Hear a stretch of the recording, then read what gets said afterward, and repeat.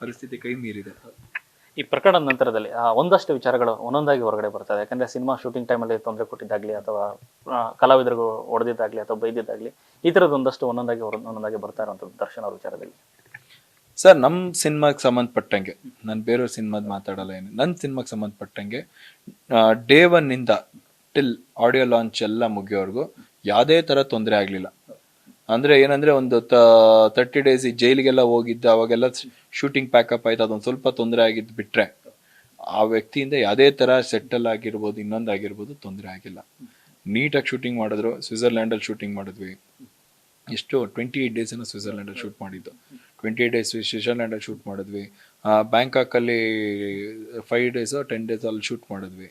ನನಗೆ ಅದು ಮರ್ತಿದೆ. ಅಲ್ಲೆಲ್ಲ ಮಾಡಿದಾಗ ಯಾವುದೇ ಥರ ಆಗಲಿ ಇನ್ನೊಂದಾಗಲಿ ಮನುಷ್ಯ ಮಾಡಲಿಲ್ಲ. ಆಯಿತು. ಆಫ್ಟರ್ ಆಡಿಯೋ ಲಾಂಚ್ ನೀವು ಹೇಳಿದಾಗ ಒಂದು ಸ್ವಲ್ಪ ಮಾತುಕತೆಗಳಾಯಿತು. ಮಾತುಗಳು ವಿಕೋಪಕ್ಕೆ ಹೋದಾಗ ಅದು ಬಿಟ್ಟರೆ ಬೇರೆ ಥರ ಯಾವತ್ತೇ ಆಗಲಿ ನಮ್ಮ ಸೆಟ್ಟಲ್ಲಿ ಯಾವತ್ತೂ ಒಂದಿನನೂ ಆ ಮನುಷ್ಯ ತೊಂದರೆ ಕೊಟ್ಟಿರೋದಾಗಲಿ ಇಲ್ಲ ಯಾರಿಗೋ ಹೊಡೆಯೋದಾಗಲಿ ಇನ್ನೊಂದಾಗಲಿ ಮಾಡಿಲ್ಲ.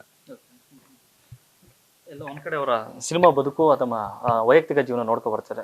ತುಂಬಾ ಮುಗ್ಧರಾಗಿರ್ತಾರೆ, ಮತ್ತೆ ಸ್ವಲ್ಪ ಮಟ್ಟಿಗೆ ಇದಾಗ್ತಾರೆ.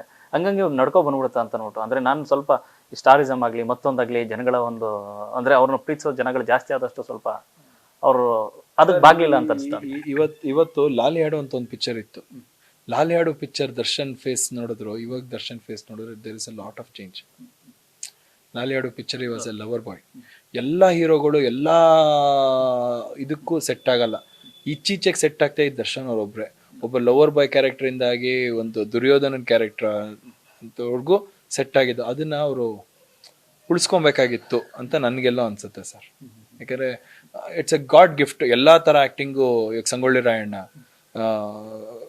ಕುರುಕ್ಷೇತ್ರ, ಆಮೇಲೆ ಇವಾಗ ಬುಲ್ಬುಲ್ ಅಂತ ಒಂದು ಲವರ್, ಚಿಂಗಾರಿಲಿ ಒಬ್ಬ ಕಾಪು, ಈ ತರ ಎಲ್ಲಾ ತರದಲ್ಲೂ ಒಬ್ಬ ಹೀರೋ ಸೆಟ್ ಆಗೋದು ಕಷ್ಟ ಫೇಸ್. ಅಂತರಲ್ಲಿ ಈ ತರ ಸೆಟ್ ಆದಾಗ ಅವ್ರೆಲ್ಲ ಒಂದು ಸ್ವಲ್ಪ ದುಡುಕಿದ್ರ ಅಂತ ಅನ್ಸುತ್ತೆ ಸರ್. ಚಿಂಗಾರಿ ಆದ ನಂತರದಲ್ಲಿ ಮತ್ತೊಂದು ಸಿನಿಮಾ ಅವ್ರ ಜೊತೆ ಮಾಡೋ ಪ್ಲಾನ್ಸ್ ಏನಾದ್ರು ಇತ್ತಾ ಅಥವಾ ಏನೋ?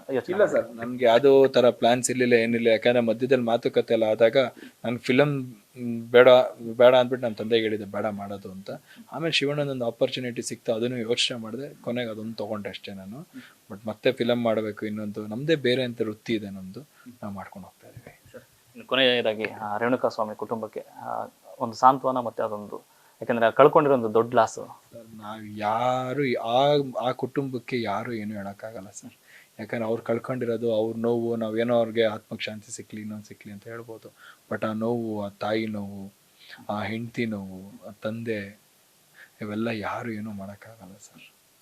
ಅದನ್ನ ನೆನ್ಸ್ಕೊಂಡಾಗ ಏನನ್ಸೋದು ಗೊತ್ತಾ, ಮೋಸ್ಟ್ಲಿ ಇವಾಗ ದರ್ಶನ್ ಅವ್ರದ್ದು ಏನಾದ್ರು ಆಗಿದ್ರೆ ದರ್ಶನ್ ಅವರು ಅದನ್ನ ಬೇಜಾರು ಮಾಡ್ಕೊಂಡಿರ್ತಾರೆ. ತಪ್ಪಾಗಿದೆ ಅಂತ ಕಾಡಿರುತ್ತೆ. ಇಷ್ಟೇ ಸರ್ ನಾನು ಹೇಳಕ್ಕೆ ಇಷ್ಟಪಡೋದು. Thank you sir. Thank you sir. Thank you.